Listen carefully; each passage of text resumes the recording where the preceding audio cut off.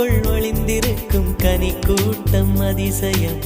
வண்ணத்து பூச்சி உடம்பில் ஓவியங்கள் அதிசயம். துணை செல்லும் காற்று மெல்லிசையாதல் அதிசயம்.